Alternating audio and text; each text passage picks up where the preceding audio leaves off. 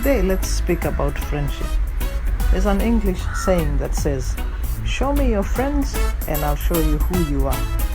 That basically means that your friends play a big role in shaping your character and that you turn out to be just like them. Therefore, you need to be careful in choosing your friends. Don't just be friends with anyone that purports to be cool. Again, there's a saying that goes, "Not all that glitters is gold." The Bible has a lot to say about friendship. 1 Corinthians 15:33 says, "Don't be deceived.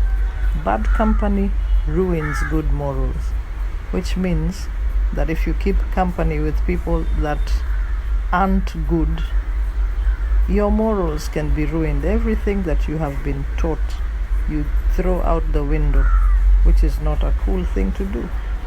Again, Proverbs 13 verse 20 says, "Whoever walks with the wise becomes wise, but the companion of fools suffers harm." Whose companion are you? Are your friends wise?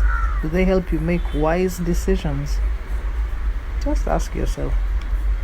Again, there's Hebrews chapter 10 verse 24 and 25. It says, "Let's consider how to stir up one another to love and good works." Do you consider things like that? Think about your friends. Do they help you love God? Do they stir you up to do good?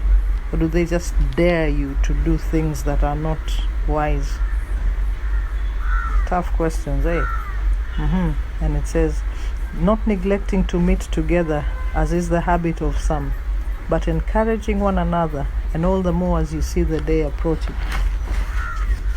Also, 1 Peter chapter 4 verse 8 to 10 says, "Above all, keep loving one another earnestly, since love covers a multitude of sins, showing hospitality to one another without grumbling." I like that, because we, or rather you young people, grumbling is a thing, but don't grumble.